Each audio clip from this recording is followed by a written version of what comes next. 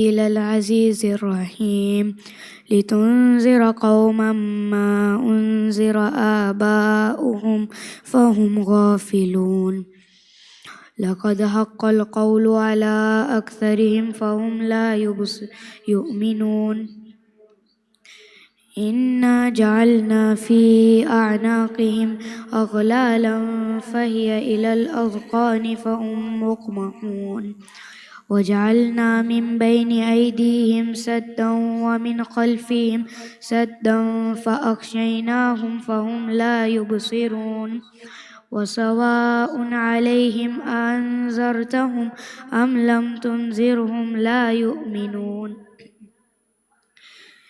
إنما تنذر من اتبع الذكر وخشي الرحمن بالغيب فبشره بمغفرة وأجر كريم إنا نحن نحيي الموتى ونكتب ما قدموا وآثارهم وكل شيء أحصيناه في إمام مبين واضرب لهم مثلا أصحاب القرية إذ جاءها المرسلون إذ أرسلنا إليهم 2 فكذبوهما فعززنا بثالث فقالوا إنا إليكم مرسلون قالوا ما أنتم إلا بشر مثلنا وما أنزل الرحمن من شيء إن أنتم إلا تكذبون قالوا ربنا يعلم إنا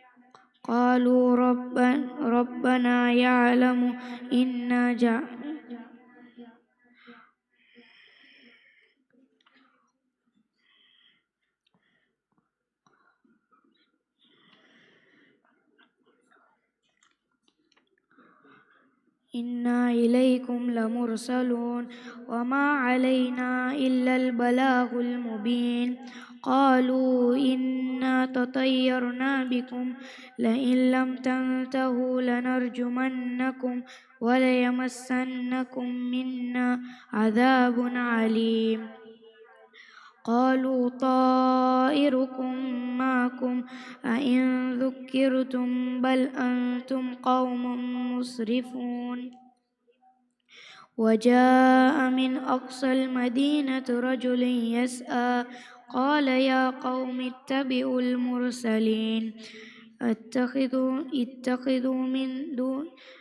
اتخذوا من لا يسألكم أجرا وهم مهتدون وما لي لا أعبد الذي فطرني وإليه ترجعون أأتخذ من دونه آلهة إن يردني الرحمن بضر لا تغن عني شفاعتهم شيئا ولا ينقذون إني إذا لفي ضلال مبين إني آمنت بربكم فاسمعون قيل ادخل الجنة قال يا ليت قومي يعلمون بما غفر لي ربي وجعلني من المكرمين وما أنزلنا على قومه من بعده من جند من السماء وما كنا منزلين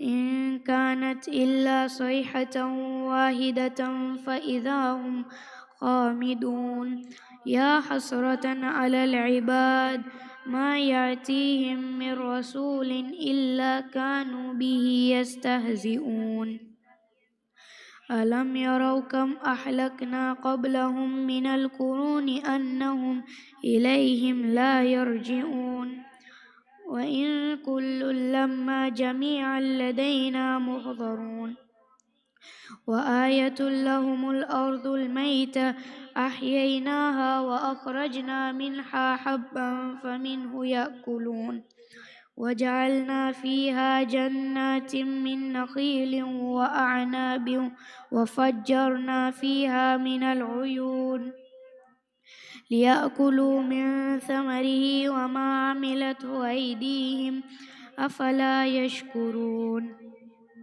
سبحان الذي خلق الأزواج كلها مما تنبت الأرض ومن أنفسهم ومما لا يعلمون وآية لهم الليل نسلخ منه النهار فإذا هم مظلمون لا الشمس تجري لمستقر لها ذلك تقدير عزيز العليم والقمر قدرناه منازل حتى عاد كالأرجون القديم لا الشمس ينبغي لها أن تدرك القمر ولا الليل سابق النهار وكل في فلك يسبحون وآية لهم أنا حملنا ذريتهم في الفلك المشحون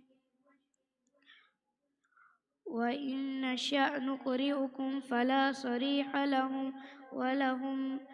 ولهم ينقذون إلا رحمة منا ومتاعا إلى حين وإذا قيل لهم اتقوا ما بين أيديكم وما خلفكم لعلكم ترحمون وما تأتيهم من آية من آيات ربهم إلا كانوا عنها معرضين وإذا قيل لهم أنفقوا مما رزقكم الله قال الذين كفروا للذين آمنوا من لو يشاء الله أطعمه إن أنتم إلا في ضلال مبين ويقولون متى هذا الوعد إن كنتم صادقين ما ينظرون إلا صيحة واحدة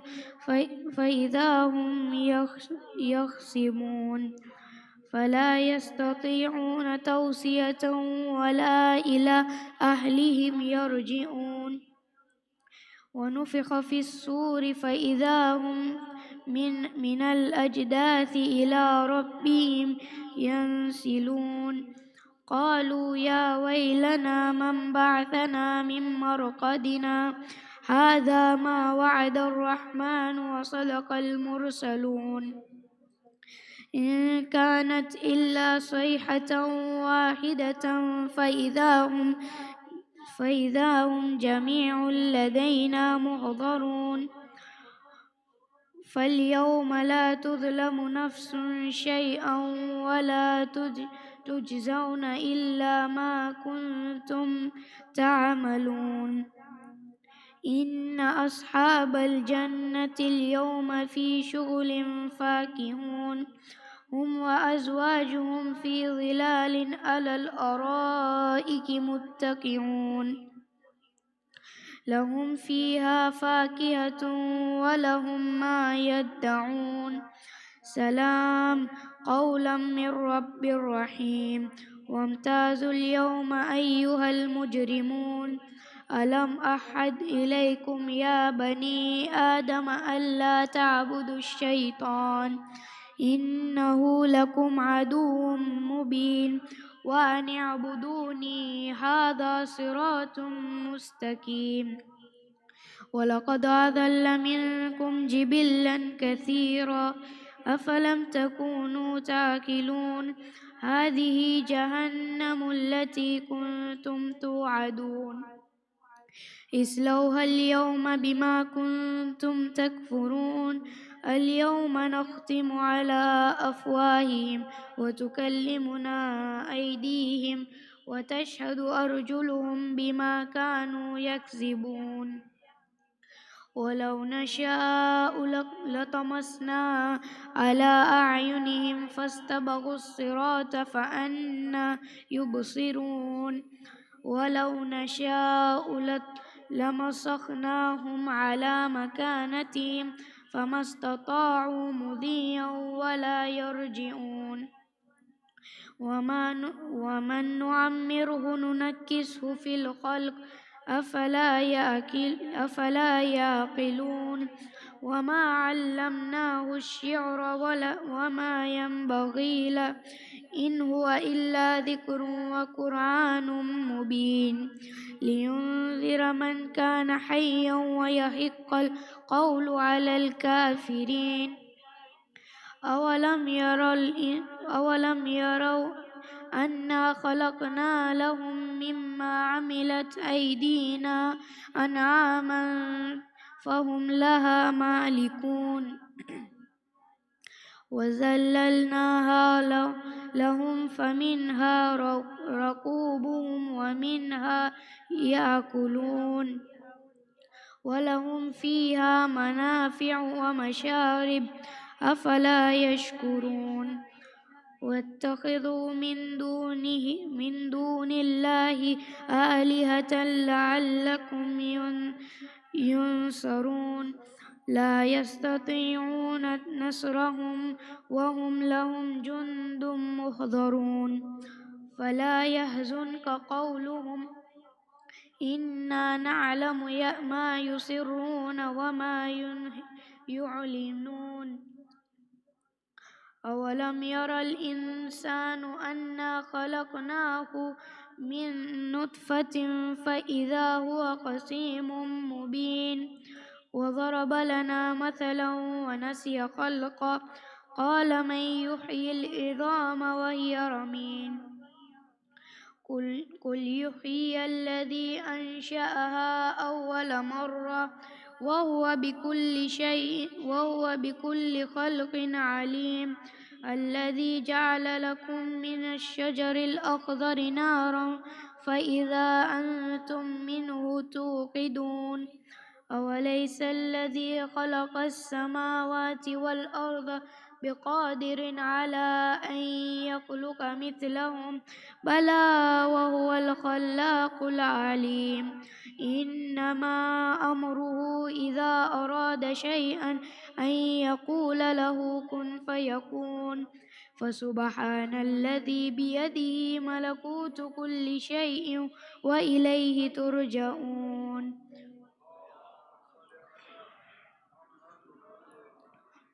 رحم الله من قرأ الفاتحة.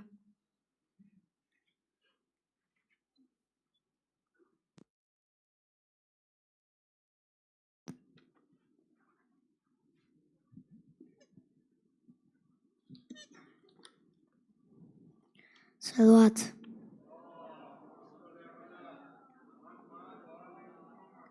سکینہ اٹھو میری جان اٹھو رہائی ملی چلو گھر چلے یہ کرتی تھی ماں لاد پر بکا میری لاڈلی چلو گھر چلے سکینہ اٹھو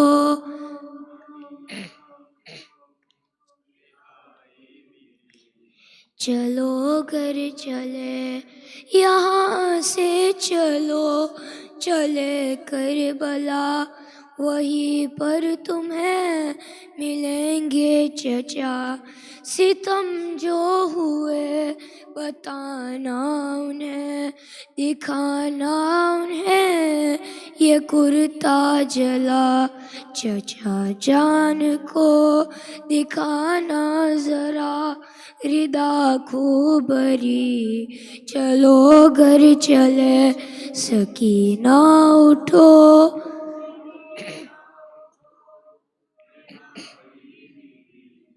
چلو گھر چلے پدر سے ملو تو دل جوئی ہو بتانا انہیں بہت روئی ہو قسم لو اگر تمہارے بنا سکینہ کبھی کہیں سوئی ہو لاد باپ کی ملے جب تجھے تو کہنا یہی چلو گھر چلے سکینہ اٹھو میری جان اٹھو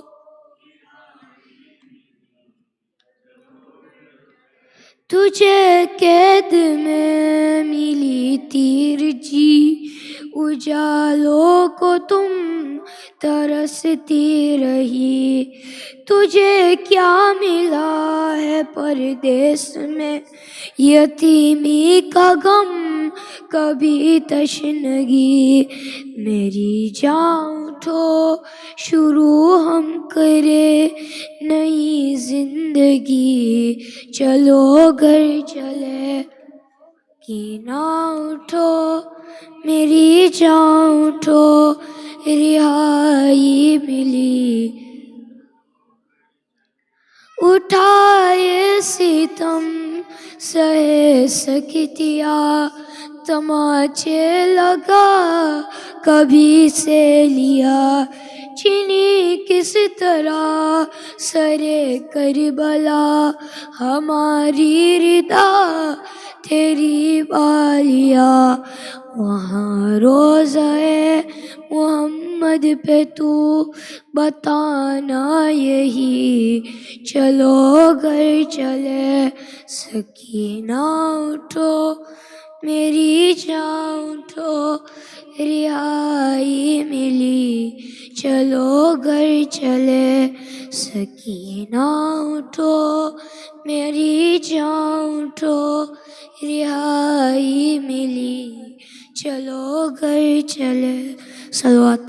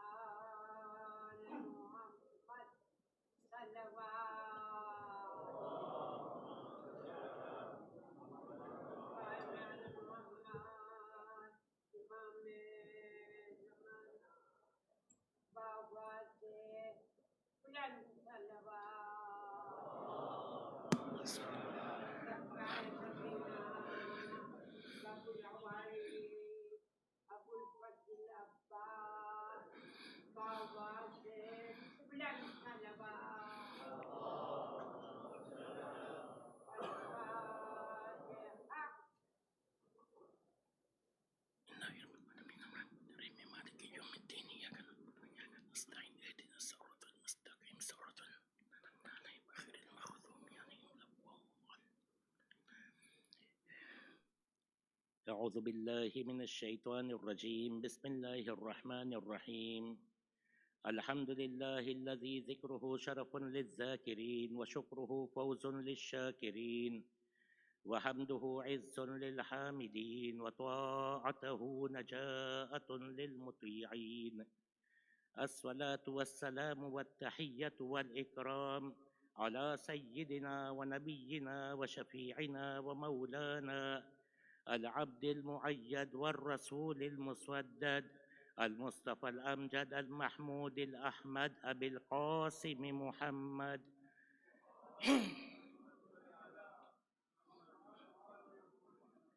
وعلى أهل بيته الطيبين الطاهرين المعصومين المظلومين الذين أذهب الله عنهم الرجس وطهرهم تطهيرا.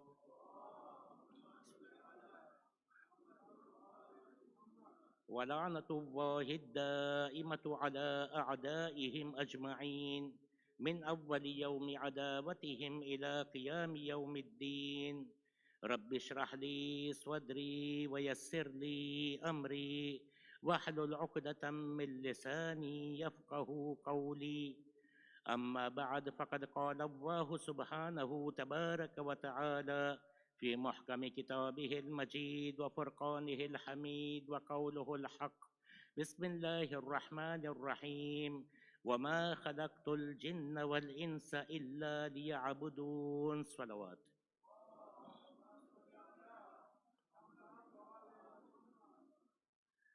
خداوند علی اعلیٰ قرآن مجید میں مقصد خلقت انسان کو بیان کرتے ہوئے فرماتا ہے: وما خلقت الجن والانس الا لیعبدون. نہیں پیدا کیا میں نے جنات اور انسان کو مگر فقط میری بندگی کے لیے۔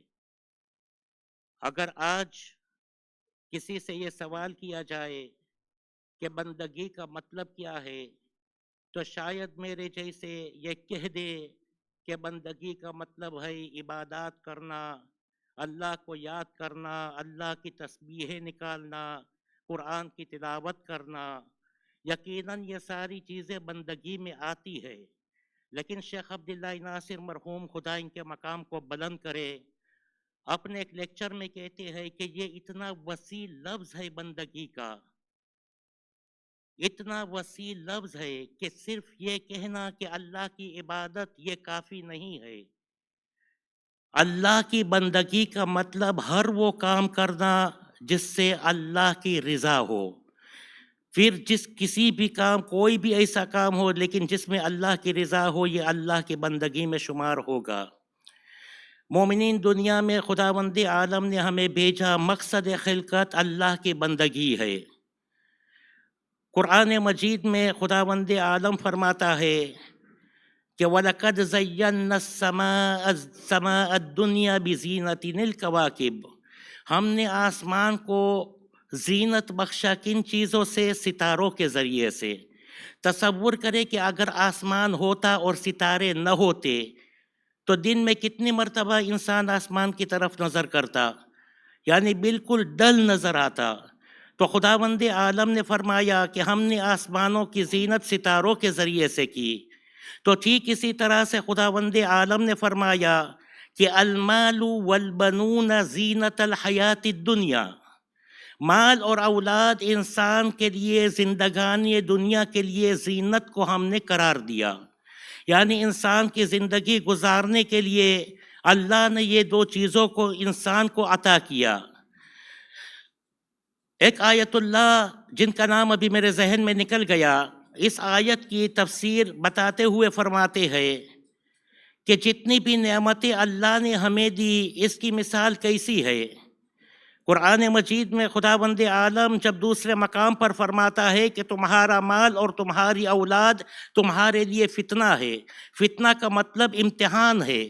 خداوند عالم نے یہ دو نعمتیں انسان کو عطا کی، اس کے بعد فرمایا کہ دیکھو یہ نعمتیں میں تمہیں دے رہا ہوں، لیکن یہ تمہارے لیے ایک امتحان ہے۔ ایسا نہ سمجھنا کہ یہ نعمت مل گئی بس سب کچھ ختم ہو گیا۔ مجھے یہاں پر مولا کائنات کی وہ حدیث نہج البلاغہ میں مولا فرماتے ہیں کہ جب تم دیکھو کہ اللہ کی طرف سے نعمتوں کی بوچھار ہو رہی ہے، نعمتوں کے اوپر نعمتیں نازل ہوتی ہے، کوئی بلا، کوئی مصیبت، کوئی پریشانی، کوئی سختی تمہاری زندگی میں نہیں آتی، تو مولا فرماتے ہیں کہ خبردار اس نعمت کو نعمت نہ سمجھنا، بلکہ یہ اللہ کی طرف سے عذاب ہے کہ جب اللہ کسی بندے کو اپنے سے دور کرنا چاہتا ہے تو اسے اتنا دے دیتا ہے کہ پھر اسے واپس اللہ کی بارگاہ میں پلٹنے کی ضرورت نہیں پڑتی۔ ان الانسان لیطغی ان رآہ استغنی، انسان باغی ہو جاتا ہے، کیوں؟ جب انسان اپنے کو غنی سمجھتا ہے۔ تو جب اللہ کی طرف سے نعمتیں آئے، مصیبتیں نہ آئے، تو سمجھ لینا کہ یہ وہ مقام ہے جہاں پر گرا کے ہمیں اللہ کی بارگاہ میں ہمارے گناہوں کی بخشش کروانی ہے۔ تو مومنین، انسان کو اللہ نے دو نعمتیں دی، مال ہے اور اولاد ہے، اور کہا کہ یہ تمہارے لیے امتحان ہے۔ تو یہ آیت اللہ فرماتے ہیں کہ دیکھو سمندر میں کشتیاں چلتی ہے، یہ کشتی جو ہے یہ اس کے چلانے کے لیے ضروری ہے کہ پانی کا ہونا ضروری ہے، تب جا کے کشتی چلے گی۔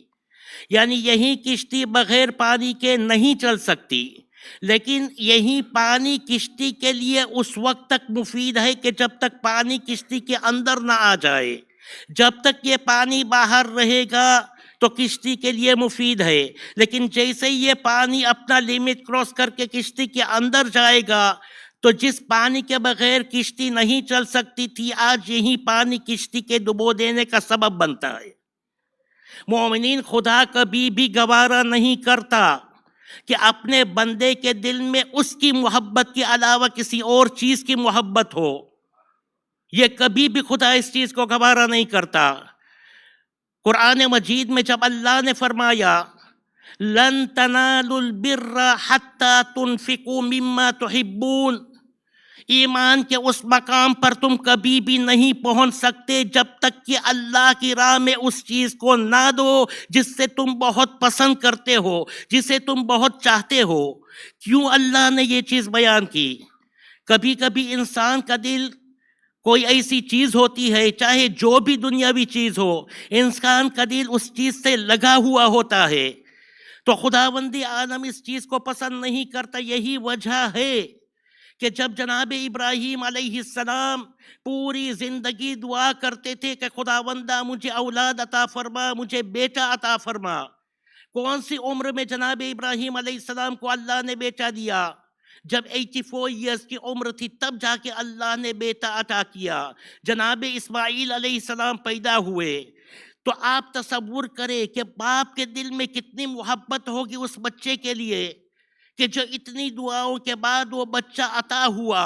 اور جیسے اسماعیل علیہ السلام اپنی کریل جوانی میں پہنچتے ہیں جہاں پر کعبے کی تعمیر کرتے ہیں، تو خداوند عالم فرماتا ہے کہ ابراہیم تو مجھے زیادہ محبت کرتا ہے کہ تم اپنے بیٹے سے زیادہ محبت کرتے ہو؟ یقیناً اللہ کے نبی ہے، فرمایا کہ پالنے والے تیری محبت شدید ہے۔ تو خدا نے کہا کہ اگر میری محبت شدید ہے تو میری محبت میں اپنے بیٹے کو اپنے ہاتھوں سے ذبح کرو۔ یعنی خدا یہ پسند نہیں کرتا کہ میرے بندے کے دل میں دو محبتیں ساتھ میں ہو، میری بھی محبت ہو اور کسی اور چیز کی بھی محبت ہو۔ اور یہ اتنا خطرناک ہے، اتنا خطرناک ہے۔ کیوں؟ اس لیے کہ امام زمانہ علیہ السلام کی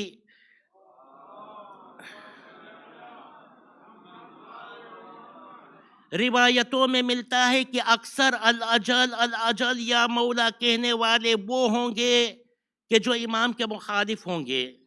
تو کیسے ممکن ہے کہ آج ہم مولا کو بلا رہے ہیں اور کل ہم مولا کی مخالفت کریں؟ ایک لمحے کے لیے اپنے دامن کے اندر جان کے ہم دیکھیں۔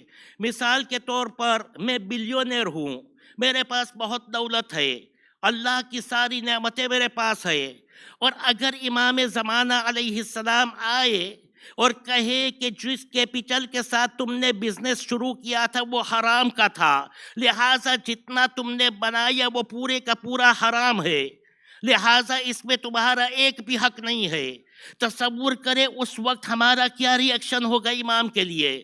جس امام کو الاجل الاجل کہہ کے پکار رہے ہیں، اس وقت کیا ہم امام کا ساتھ دیں گے؟ آج اے سی روم میں ہم سوتے ہیں، لگژری لائف ہم گزارتے ہیں، اور کل راستے پہ انسان آ جائے گا تو اس مقام پر انسان کیا کرے گا؟ اسی لیے امام حسین علیہ السلام فرماتے ہیں، امام حسین علیہ السلام فرماتے الناس عبید الدنیا، انسان دنیا کا پرستار ہے، والدین لعق علی السنتہم، دین صرف ان کے زبان پر ہے۔ جب تک یہ دین ان کی دنیاوی معاش کے ساتھ نہیں ٹکراتا تب تک ہر کوئی دیندار ہے، لیکن جب یہ امتحان آتا ہے قلت دیانون، دیندار بہت کم بچ جاتے ہیں۔ ایک صلاۃ پر محمد و آل محمد پر۔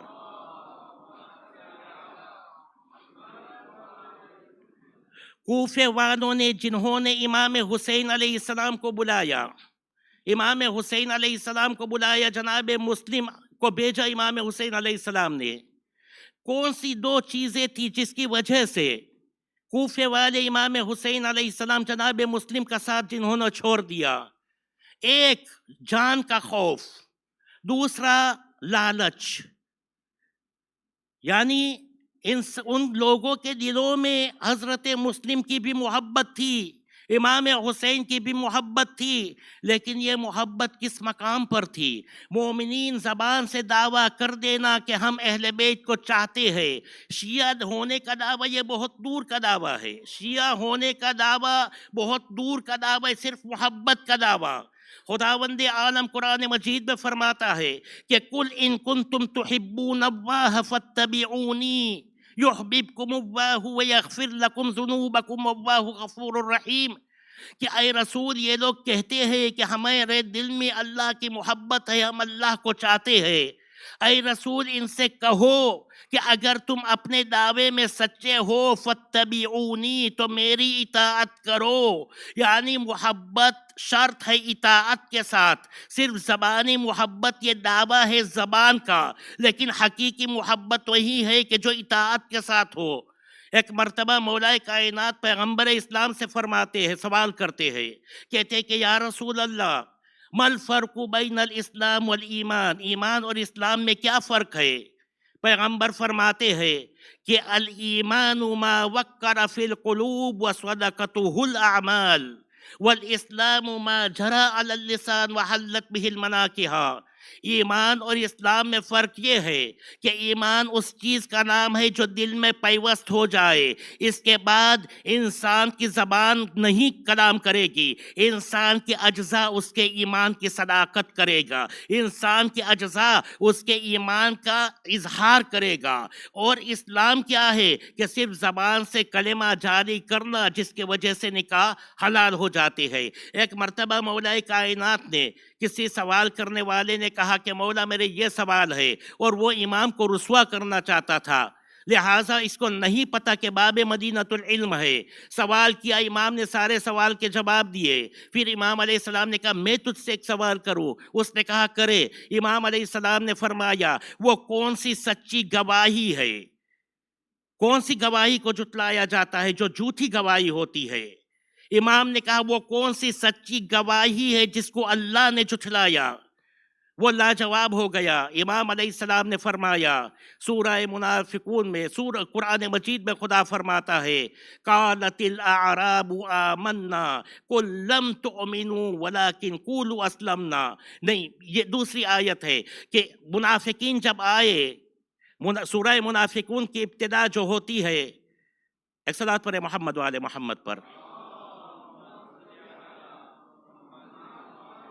اذا جاءك المنافقون قالوا نشهد انك لرسول الله والله يعلم انك لرسوله والله يشهد ان المنافقين لكاذبون۔ یعنی منافقین جب پیغمبر اسلام کے پاس آئے اور کہا کہ یا رسول اللہ ہم گواہی دیتے ہیں کہ آپ اللہ کے رسول ہیں، خداوند عالم فرماتا ہے کہ ان کی گواہی سچی ہے، لیکن اللہ نے اس گواہی کو جھٹلا دیا۔ کیوں؟ اس لیے کہ کہنے والے صحیح نہیں تھے۔ تو مومنین، آپ ذرا تصور کریں نبی نوح علیہ السلام کی جو زندگی اللہ نے نبی نوح کو دی، کتنے سال دی؟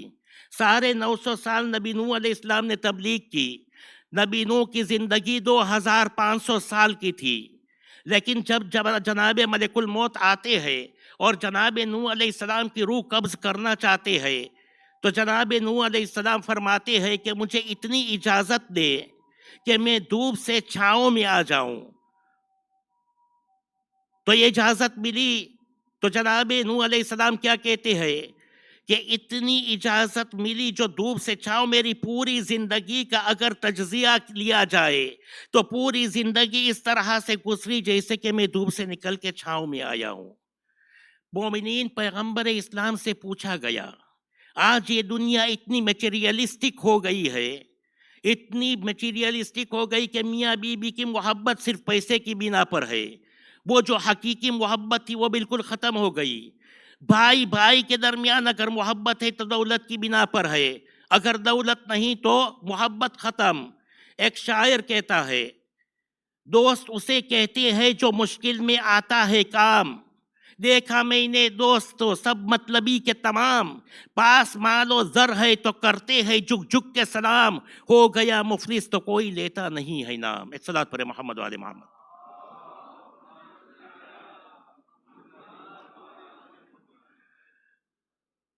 انسان کے اندر ایک تمنا ہوتی ہے، پیغمبر اسلام کی ایک حدیث میں آپ کے سامنے بیان کروں۔ پیغمبر اسلام فرماتی ہے کہ اگر انسان کو 2 پہاڑ سونے کے، 1 کلو سونا 1 گرام لاکھوں کے حساب سے ہے، 1 گرام 1 کلو 100 کلو 1 ٹن جو 1000 کلو کے برابر، پیغمبر اسلام ٹنز کے حساب سے نہیں بولتے، فرماتے اگر 2 پہاڑ سونے کے اللہ انسان کو دے دے تو انسان اس پر بھی مطمئن نہیں ہوگا، تمنا کرے گا کاش میرے پاس تیسرا ہوتا، اگر 3 مل جائے تو تمنا کرے گا کاش چوتھا مل جائے، یہاں تک کہ وہ قبر کے اندر نہیں جاتا۔ ہم نے کبھی غور کیا کہ یہ چیزیں کیوں بیان کی گئی؟ اور یہ تمنا جو انسان کبھی بھی خوش نہیں ہوتا، یہ کیوں؟ اس لیے کہ یہ خوشی جو ہے، یہ تمنا جو ہے، یہ ہمارے روح کی ہے۔ روح امیٹیریل ہے، ایٹرنل ہے۔ یہ دنیاوی جتنی بھی چیزیں ہیں یہ میٹیریلسٹک ہے۔ ہم ایٹرنل کو جسم کی اور دنیاوی چیزوں کے ذریعے سے خوش کرنے کی کوشش کرتے ہیں، جو امپاسبل ہے، وہ کبھی بھی خوش نہیں ہوگا۔ آپ تصور کریں کہ ایک آدمی جس کے پاس ہزاروں انڈسٹریز ہے، کبھی جب ابتدا کی اس نے تو زیرو تھا، ایک انڈسٹری قائم کی، دوسری، تیسری، چوتھی، یہاں تک کہ چلتا جاتا ہے ایک کے بعد۔ دیکھیں ایسا نہیں ہے۔ پیغمبر امام علی علیہ السلام فرماتے ہیں کہ اگر فقر، اگر تنگ دستی، غریبی انسانی شکل میں ہوتا تو میں اس کا سر کاٹ دیتا۔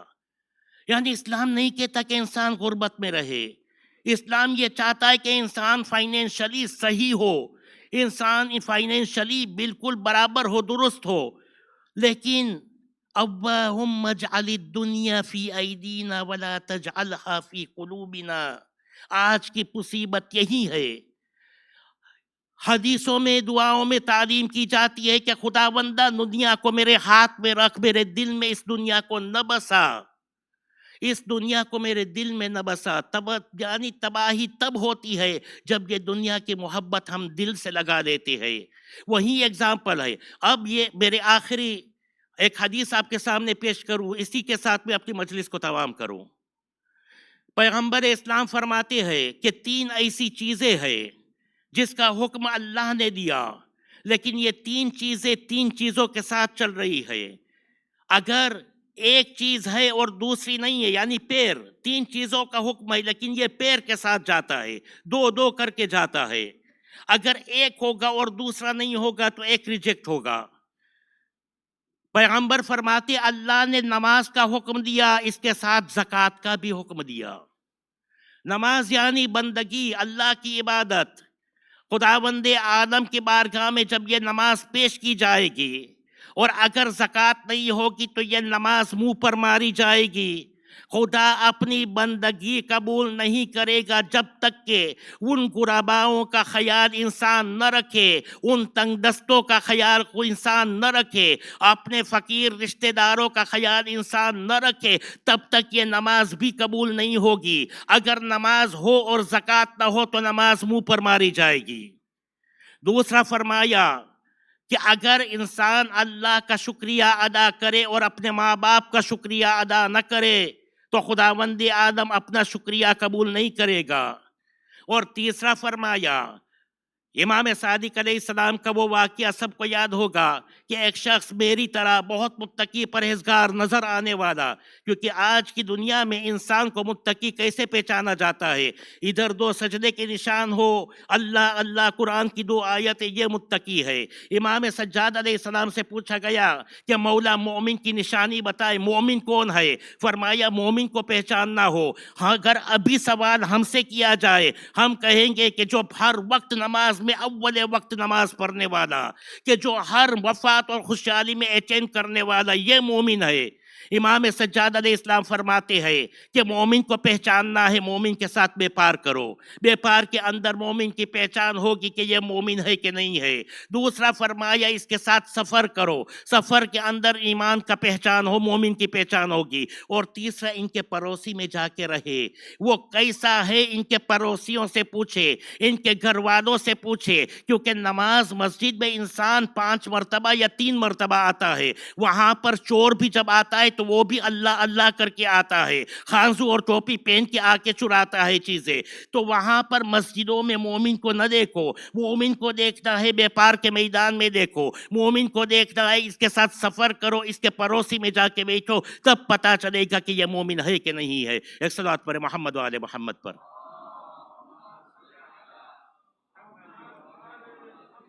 تو پہلی چیز کہاں نماز زکوٰۃ کے ساتھ چلتی ہے۔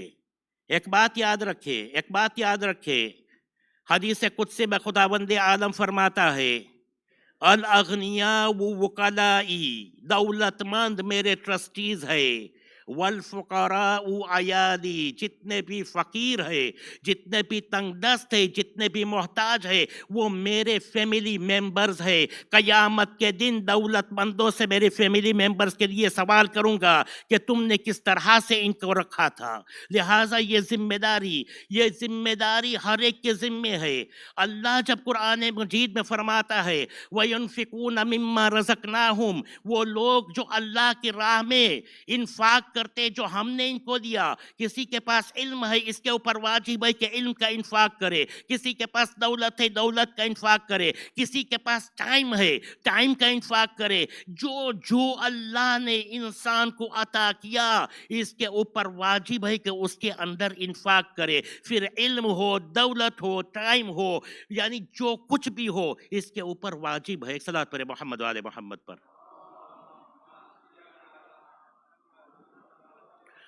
اور تیسری چیز فرمایا کہ یہ ساری صفتیں ہو۔ ایک مرتبہ امام صادق علیہ السلام نے دیکھا کہ ایک آدمی پرہیزگار بہت متقی نظر آتا ہے، لوگ اس کے ہجوم میں کھڑے ہیں۔ امام علیہ السلام نے فرمایا کہ یہ کون ہے؟ کہا مولا آپ اس کو نہیں پہچانتے، یہ بڑا پرہیزگار ہے، ماشاءاللہ جتنی بھی صفتیں کر سکے کر کیا۔ امام علیہ السلام نے اس کا ظاہر دیکھا۔ اچھا ایک مرتبہ جیسے ہی مسجد سے نکلا کہیں جا رہا تھا، امام اس کے پیچھے پیچھے چلتے ہیں، کیا دیکھا کہ ایک دکان میں جاتا ہے، ایک خبز اٹھاتا ہے، خبز روٹی ہو کہ جو بریڈ ہو جو بھی، دوسری جگہ جاتا ہے کوئی پھل اٹھاتا ہے، 2-3 جگہ ایسے اٹھا لیتا ہے کہ صاحب دکان کو پتہ نہیں چلتا کہ اس نے یہ چیز لی ہے، اور آگے چل کے مسکین اور فقراء میں تقسیم کر دیتا ہے تینوں چیز۔ امام علیہ السلام اس کے قریب جاتے ہیں، امام علیہ السلام اس سے سوال کرتے ہیں کہ بھائی میں تو کب سے تمہیں دیکھ رہا ہوں، میں نے ان چیزوں کا مشاہدہ کیا۔ اس نے کہا آپ کون؟ کہا میں جعفر صادق۔ اس نے کہا فرزند رسول ہوتے ہوئے آپ نے قرآن نہیں پڑھا؟ کیا آپ نہیں جانتے قرآن میں خداوند عالم کیا فرماتا ہے؟ امام علیہ السلام نے فرمایا کیا کہتا ہے؟ اس نے کہا من جاء بالحسنۃ فلہ عشر امثالھا، اگر ایک نیکی کے ساتھ کوئی آئے گا تو اس کو 10 نیکیاں اس کے نام اعمال میں لکھی جائے گی، اور جو ایک گناہ کرے گا 1 گناہ لکھا جائے گا۔ تو میں نے 3 گناہ کیے، 3 جگہ چرائے اور 3 لوگوں کو دیا جو حقدار تھے، اس کا مطلب میں نے 30 ثواب کمائے، 30 ثواب میں سے 3 نکالے، ابھی بھی 27 ثواب میرے نامہ اعمال میں لکھے ہوئے ہیں۔ امام علیہ السلام نے فرمایا کہ تو نے یہ نہیں پڑھا کہ انما یتقبل اللہ من المتقین، اللہ صرف عمل تقوی کے ساتھ قبول کرتا ہے، متقیوں سے عمل کو قبول کرتا ہے۔ ونس تم نے چوری کی لہٰذا تو تقوی سے باہر چلا گیا، اب یہ جو تم نے انفاق بھی کیا اس پہ ثواب نہیں بلکہ اپنے گناہوں میں اضافہ کیا۔ تو کیوں فرمایا کہ تقوی؟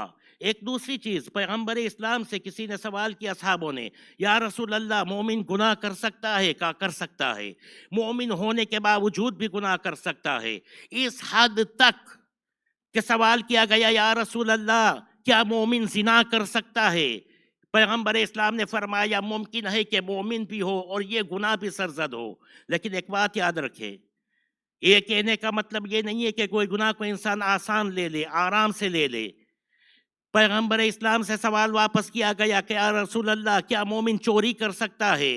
پیغمبر اسلام نے فرمایا یقیناً کر سکتا ہے۔ اور چوتھا سوال کیا گیا کیا مومن جھوٹ بول سکتا ہے؟ پیغمبر اسلام نے فرمایا اگر مومن ہے تو وہ کبھی بھی جھوٹ نہیں بولے گا، مومن کبھی بھی جھوٹ نہیں بول سکتا۔ تصور کرے آج پورے دن میں کتنی مرتبہ انسان جھوٹ کا سہارا لیتا ہے اور پھر بھی ہم مطمئن ہے کہ نہیں ہم ایمان کے اندر ہے۔ پیغمبر اسلام نے فرمایا یہ گناہ کر سکتا ہے اور مومن باقی رہ سکتا ہے، لیکن جھوٹ بولنے کے ساتھ انسان ایمان سے خارج ہو جاتا ہے۔ تو مومنین دین کی معرفت بہت ضروری ہے، ہم نے دین کو مسجدوں تک محدود کیا ہے۔ تو تیسری چیز، ایک فرمایا کہ نماز زکوٰۃ کے ساتھ، دوسرا اللہ کا شکریہ ادا کرو اور اگر والدین کا شکریہ ادا نہ کرو تو یہ شکریہ میں ریجیکٹ کرتا ہوں، اور تیسری چیز فرمایا یہ ساری چیزیں جو ہے ڈیپینڈ کرتا ہے تقوی کے ساتھ۔ اگر یہ ساری چیزیں ہو اور تقوی نہ ہو تو خداوند عالم ان چیزوں کو قبول نہیں کرے گا۔ اور تقوی بھی پیر کے ساتھ چلتا ہے کہ اگر تقوی ہو اور صلۃ الرحم نہ ہو، اگر کوئی آدمی اپنے رشتہ داروں کے ساتھ قطع رحم کرے تو یاد رکھے کہ تقوی ہو لیکن صلۃ الرحم نہ ہو، قطع رحم ہو، تو خداوند عالم ساری چیزوں کو ریجیکٹ کر دیتا ہے۔ لہٰذا بہت ضروری ہے یہ صلۃ الرحم۔ ایک حدیث میں پیغمبر اسلام فرماتے ہیں کہ ہر خاندان کے اندر خداوند عالم نے ایک فرد کو تونگر بنایا، صاحب دولت بنایا۔ کیوں؟ تاکہ اس نے جتنے بھی رشتہ دار ہیں وہ ذلیل نہ ہونے پائے، دوسرے کے پاس جا کے اپنے کو ذلیل نہ کرے۔ کیوں بنایا؟ تاکہ دوسروں کا خیال رکھے، اپنے رشتہ داروں کا خیال رکھے۔ اور مومنین، ایک شخص آتا ہے پیغمبر اسلام کے پاس، کہا یا رسول اللہ، میرے سارے خرچے نکل جانے کے بعد میرے پاس ایکسٹرا پیسے پڑے ہیں اور میں انفاق کرنا چاہتا ہوں، تو یا رسول اللہ یہ کس پر کروں؟ پیغمبر اسلام فرماتے ہیں کہ سب سے پہلے اپنے والدین پر کر، سب سے پہلے اپنے والدین پر کر، اور دوسرا فرمایا اپنے نفس پر، اپنے اہل و عیال پر۔ ایسا نہ ہو کسی اور کو جا کے دے اور تمہارے بچے ترستے ہو ان چیزوں کے لیے۔ اکثر ہم نے دیکھا کہ باہر لوگ اچھی اچھی چیزیں تقسیم کرتے ہیں اور اپنے بچے ان چیزوں سے ترستے ہوتے ہیں۔ تو فرمایا پہلے والدین پر، دوسرا اپنے نفس پر اور اپنے اہل و عیال پر، اور تیسرا فرمایا اپنے رشتہ دار پر، چوتھا فرمایا اپنے پڑوسی پر، پانچواں فرمایا فی سبیل اللہ، اور جو سب سے کم ثواب رکھتا ہے وہ فی سبیل اللہ ہے۔ ایک صلوات پڑھے محمد و آل محمد پر۔ آج کل ہم نے اپنی زندگی کو اس طرح سے بنایا جیسے کہ ہارون رشید ایک مسجد تعمیر کرتا تھا، جناب بہلول کا گزر ہوا، کہا ہارون کیا کر رہے ہو؟ کہا مسجد تعمیر کرتا ہوں۔ کہا مسجد اور تم؟ کہا ہاں، کیوں؟ بہلول نے کہا اچھا ایک کام کرو، یہ مسجد تعمیر ہو جائے اوپر لکھ لینا بہلول مسجد۔ ہارون کہتا ہے کہ پیسے میرے اور نام تمہارا۔ تو بہلول نے کیا کہا کہ اچھا یہ کہو کہ نام بنا رہے ہو، مسجد نہیں بنا رہے ہو، کیونکہ اگر مسجد اللہ کے لیے بنا رہے ہو تو اللہ نیت سے واقف ہے، اللہ جانتا ہے کہ کون میرے لیے کیا کر رہا ہے۔ اسی لیے قیامت کے روز سعید ایدروس اپنے ایک تفسیر میں سورہ ملک کی وہ فرماتے ہیں لیبلوکم ایکم احسن عملا، اللہ نے استعمال کیا، اکثر عملا نہیں کیا۔ احسن عملا اور اکثر عملا میں فرق کیا ہے؟ احسن عملا اللہ خلوص کو دیکھتا ہے، اگر اتنا سا عمل چھوٹا ہوگا لیکن اگر خلوص ہوگا تو قیامت کے دن اس کا وزن ہزاروں لاکھوں مرتبہ زیادہ ہوگا اس عمل سے کہ جو کثیر ہو لیکن جس میں اللہ کا نام نہ ہو، فی سبیل اللہ نہ ہو، فی سبیل الناس ہو، کہ لوگ میری واہ واہ کرے، لوگ مجھے دیکھے۔ آج اگر میں مجلس پڑھتا ہوں آپ کے سامنے، کسی نے سوال کیا کہ یہ کیا کر رہا ہے، دنیا کما رہا ہے کہ آخرت؟ آپ کہیں گے کہ آخرت کما رہا ہے، لیکن اللہ بہتر جانتا ہے میری نیت سے۔ اگر مجلس پڑھتا ہوں آپ کی واہ واہ لینے کے لیے تو مجلس پڑھ رہا ہوں، منبر پر بیٹھا ہوں۔ امام سجاد علیہ السلام نے ابن زیاد اور یزید کے دربار میں کیا کہا کہ یہ لکڑی کا دیلا ہے، یہ منبر نہیں ہے۔ کیوں؟ اس لیے کہ منبر وہی ہوتا ہے جو فی سبیل اللہ ہو، جو اللہ کے لیے عمل کیا جائے۔ اگر میری نیت لوگوں کی واہ واہ کے لیے مجلس پڑھنا ہے، اس کا مطلب قیامت کے روز بالکل زیرو، کچھ بھی نہیں باقی بچا۔ کیوں؟ اس لیے کہ مجلس بھی پڑھی، واہ واہ بھی ملی، ختم ہو گیا۔ لیکن اگر اللہ کے لیے پڑھا، یہ کون طے کرے گا؟ یہ میری نیت اور اللہ طے کرے گا کہ اس کے لیے ہے کہ کس کے لیے۔ ایک صلوات پڑھے محمد و آل محمد پر۔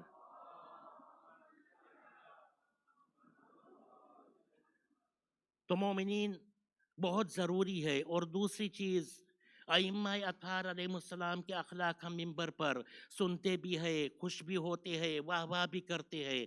مومنین، ایک مرتبہ کوئی آیا امام صادق کے پاس اور فرمایا کہ مولا مجھ سے وعدہ کرے کہ قیامت کے دن آپ میری شفاعت کریں گے۔ امام علیہ السلام نے فرمایا پہلے تو مجھ سے وعدہ کر کہ تو انسان بن کے میرے سامنے آئے گا، اگر انسان بن کے آئے گا تب میں تمہاری شفاعت کروں گا۔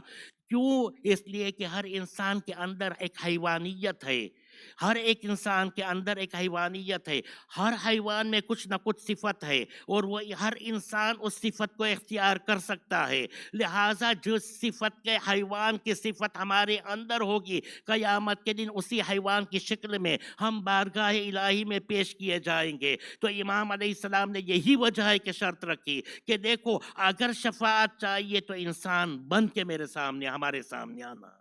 مومنین، یہ وہ گھرانہ ہے کہ جس نے ہمیں ادب سکھایا کہ اگر کسی کی مدد بھی کرے تو کس طرح سے کرے، اس طرح سے کرے کہ سامنے والے کو تکلیف نہ پہنچنے پائے۔ ایسے لوگوں کی امداد کرتے تھے کہ سامنے چہرے پر نہیں دیکھتے تھے، کیوں؟ اس لیے کہ سامنے والا شرمندہ نہ ہو، انتظار نہیں کرتے تھے۔ پیغمبر سے کسی نے سوال کیا، یا رسول اللہ سخی شخص کون ہے؟ فرمایا سخی وہ ہے جو سامنے والے کی ضرورت کو محسوس کرے اور انتظار نہیں کرے کہ وہ سامنے والا جا کے سوال کرے کہ میں ضرورت مند ہوں، محسوس کرے اور اس کو عطا کر دے، یہ سب سے بڑے سخی ہے۔ تو آل محمد نے ہمیں سکھایا، لیکن امپلیمنٹ کی منزل آتی ہے تو ایک رشتہ دار، اس کو پتا ہے میرا فلاں رشتہ دار ضرورت مند ہے، اور انتظار کرتے ہیں کہ جب تک وہ آئے گا تب ہم ان کو مدد کریں گے۔ مومنین یاد رکھیں، مولا کائنات فرماتے ہمارے شیعہ بہت غیرت مند ہوتے ہیں، کسی کے سامنے سوال کے لیے ہاتھ نہیں پھیلاتے، بھوکے مر جائیں گے کسی سے سوال نہیں کریں گے، اور ہم ایکسکیوزز نکالتے ہیں۔ مولا کائنات کی وصیت آخری وقت پر جب ضربت لگ چکی اور جب طبیب کہہ چکا کہ یہ مولا سے کہے کہ وصیت کرے، اب ختم، امام کے پاس وقت نہیں ہے، اس وقت جب امام نے وصیت کی تو کیا کہا تھا کہ یہ وصیت تمہارے لیے اور ہر اس شیعہ کے لیے، ہر اس شخص کے لیے جو یہ وصیت سن رہا ہے، جس پر یہ وصیت پہنچ رہی ہے۔ یاد رکھو اپنے رشتہ داروں کا خیال رکھنا، آپس میں ایک دوسرے کے ساتھ میل جول کے رہنا۔ مومنین یہ ساری ذمہ داری رکھی گئی ہے۔ تو آل محمد علیہ السلام کی بات سن کے واہ واہ کر کے ہمارے ایمان کا اظہار نہیں ہوتا، ایمان عمل کے ساتھ ہوتا ہے۔ اہل بیت علیہ السلام جب عطا کرتے ہیں، چھوٹی چیز عطا کرتے ہیں، 5 روٹیاں عطا کرتے ہیں، اگر ظہیر ریسٹورنٹ میں جا کے ہم خریدے تو 1000 کی ایک روٹی، 5 روٹی 5000، لیکن دیکھیں خلوص کتنا۔ خداوند عالم نے قرآن میں سورہ دہر نازل کیا، وَيُطْعِمُونَ الطَّعَامَ عَلَى حُبِّهِ مِسْكِينًا وَيَتِيمًا وَأَسِيرًا، اور جب دیتے ہیں تو کیا کہتے ہیں، إِنَّمَا نُطْعِمُكُمْ لِوَجْهِ اللَّهِ لَا نُرِيدُ مِنْكُمْ جَزَاءً وَلَا شُكُورًا۔ مومنین کربلا کے میدان میں یہی تو سکھایا امام حسین علیہ السلام نے کہ جب ایک رات کی مہلت مانگی تب جا کے ہور امام علیہ السلام کے پاس جا کر اور معافی مانگتا ہے۔ وہ ایک رات کی مہلت جو امام نے مانگی گویا ہور کے لیے مانگی ہے، گویا امام حسین علیہ السلام نے ہور کے لیے مانگی، اس کے بھائی اس کے بچوں کے لیے مانگی، لیکن امام علیہ السلام نے کیا فرمایا، بھیا عباس جا کے کہو کہ حسین کو ایک رات اللہ کی عبادت میں گزارنا ہے۔ یعنی ظاہر نہیں کیا کہ میں تجھ پر احسان کر رہا ہوں، جب پانی پلایا تھا تب بھی اظہار نہیں کیا، جب ایک رات کی مہلت مانگی تب بھی اظہار نہیں کیا، بلکہ جب حور اپنے ہاتھ کو بندھوایا اور اپنی آنکھوں پر پٹی بندھوائی اور امام علیہ السلام کے پاس جب پہنچے اور جب اپنے کو مولا کے قدموں پر گرا دیا تو امام حسین علیہ السلام نے کیا فرمایا، حور میں نے تجھے بھی معاف کیا، میرے اللہ نے بھی معاف کیا، لیکن حسین بہت شرمندہ ہے، کل تو دشمن بن کے آیا تھا، حسین کے پاس پانی تھا، آج تو دوست بن کے آیا ہے، حسین کے پاس ایک قطرہ پانی نہیں کہ حسین تیری مہمان نوازی کر سکے۔ مومنین جناب امام حسین علیہ السلام عاشور کا دن آیا، اپنی قربانی پیش کر چکے۔ مومنین یہ 40واں گزر چکا ہے۔ مومنین سب نے سنا کہ کیا واقعہ پیش آیا۔ یہ امام زین العابدین علیہ السلام نے جو امتحان کربلا کے میدان میں پیش کیا، میں کہتا ہوں بہت آسان تھا کربلا میں اپنی گردنوں کی قربانی دینا، لیکن ذرا سید سجاد سے پوچھے کوفہ اور شام کے دربار میں گلیوں کوچہ و بازار میں سیدانیوں کے ساتھ کہ جس کے سر پر ردا بھی نہیں، اس طرح سے آل رسول اس طرح سے چلے۔ امام سجاد علیہ السلام پوری زندگی یہی سوچ کے روتے تھے اور کوئی کہتا تھا مولا سب سے بڑی مصیبت کہاں پڑی تو کہتے الشام الشام، سب سے بڑی مصیبت شام میں پڑی۔ مومنین، یہ وہی آل محمد کا قافلہ جب شام کے گلیوں میں گزرتا تو ایک منادی ندا دیتا کہ یہ وہ خاندان ہے جنہوں نے تمہارے باپ داداؤں کو جنگوں میں قتل کیا تھا۔ یہود و نصارہ جو بھی بدلہ لینا چاہے وہ آ کے بدلہ لے۔ مومنین، روایتوں میں ملتا ہے جس کے ہاتھ میں پتھر ہوتا وہ پتھر مارتا۔ آپ نے ذرا تصور نہیں کیا، ہاتھ پسے گردن بندھے ہوئے ہیں، سیدانیہ اونٹوں پر سوار ہے، کہیں سے پتھر آتے ہیں، کوئی اگر اوپر رہتا تو گرم پانی اہل بیت کے اوپر گرایا جاتا۔ مومنین، سید سجاد یہی سوچ کے روتے رہے جب کبھی بھی یہ رہائی ملی اور جب مدینے میں مقیم ہوئے، جب کبھی بھی بازار میں جاتے، مارکیٹ میں جاتے، گوشت بیچنے والے گوشت کے ٹکڑوں کو اوپر ٹکڑا رکھ دیتے۔ کیوں؟ اس لیے کہ جب کبھی بھی سید سجاد گوشت کے ٹکڑوں کو دیکھتے، ارے کربلا کے بابا کا پامال لاش یاد آ جاتا اور گوشت فن سے سوال کرتے ذرا ایک بات بتا، ارے ذبح کرنے سے پہلے پانی پلایا تھا یا نہیں؟ اور جب وہ کہتا مولا میں مسلمان ہوں، بغیر پانی پلائے کیسے ذبح کر سکتا ہوں؟ امام کربلا کی طرف رک کر کے کہتے اے بابا حسین، مدینے کے مسلمان حیوان کو بھی بغیر پانی پلائے ذبح نہیں کرتے۔ آئے میرا پیاسا بابا، آئے میرا پیاسا۔ الا لعنت اللہ علی القوم الظالمین وسيعلم الذين ظلموا أي منقلب ينقلبون إنا لله وإنا إليه راجعون۔ جن جن مرحومین کے اصحال ثواب کے لیے مجلس رکھی گئی ہے، خداوندہ ان مرحومین کے لیے اور کل مرحومین کے لیے ایک سورہ فاتحہ۔ بسم اللہ الرحمن الرحیم۔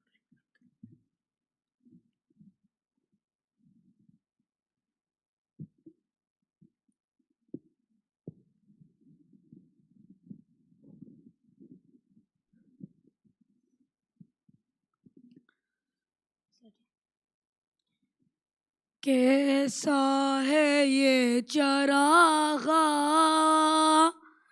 دل ڈوبے جا رہے ہیں، کیا شام آ گیا ہے اما فضا،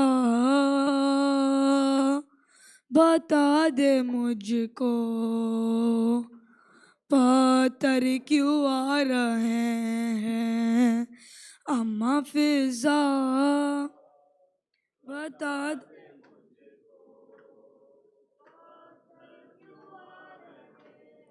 ہونے لگی اذانیں کیسے سروں کو جاپے، بازو باندھے ہوئے ہیں، خون رو رہی ہے آنکھیں، آنکھوں کے خون سے رستے خون میں نہا رہے ہیں، کیا شام آ گیا ہے اما فضا، بتا دے۔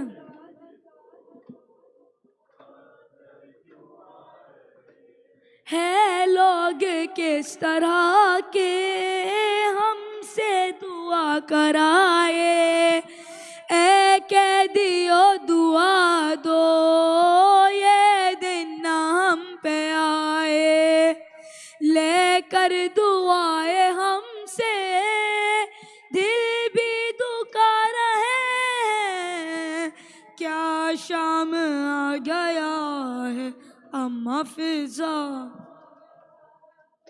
بتا دے مجھ کو۔ ہے لوگ کس طرح کے ہم سے دعا کرائے، اے قیدیو دعا دو یہ دن نہ ہم پہ آئے، لے کر دعائیں ہم سے دل بھی دکھا رہے ہیں، کیا شام اما فضا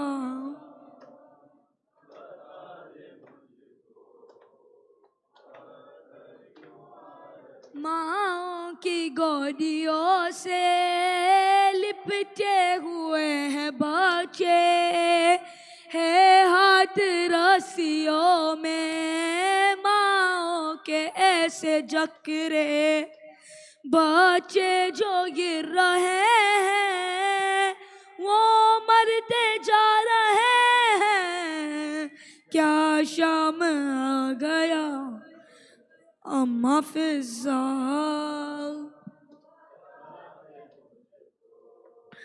پتہ اتنا چلے ہیں پیدل کانٹوں پہ سارے قیدی، تک جاتی چلتے چلتے چلتی اگر زمیں بھی، پیروں کے آبلے بھی آنسو بہا رہے ہیں، کیا شام آ گیا اما فضا، بتا دے مجھ کو پتھر کیوں آ رہے ہیں اما فضا۔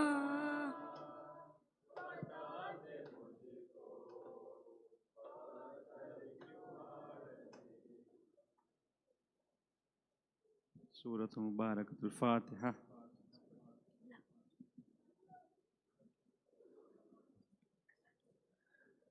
زيارة إمام حسين. السلام عليك يا رسول الله، السلام عليك يا أمير المؤمنين، السلام عليك يا فاطمة الزهراء سيدة نساء العالمين، السلام عليك يا حسن المجتبى، السلام عليك يا أبا عبد الله الحسين، وعلى علي بن الحسين، وعلى أولاد الحسين، وعلى أصحاب الحسين. السلام عليكم يا شهداء كربلاء جميعا ورحمة الله وبركاته. السلام عليك يا مولى وابن مولى، السلام عليك يا غريب الغرباء، السلطان أبا الحسن علي بن موسى الرضا، السلام عليك وعلى أختك فاطمة المعصومة ورحمة الله وبركاته. السلام عليك يا مولانا يا صاحب الزمان، السلام عليك يا خليفة الرحمن، السلام عليك يا شريك القرآن، السلام عليك يا كعبة الإيمان، السلام عليك يا إمامنا وإمام الإنس والجان. أجل الله تعالى فرجك وسهل الله تعالى مخرجك، ورزقنا في الدنيا زيارتك وفي الآخرة شفاعتك ورحمة الله وبركاته. اللهم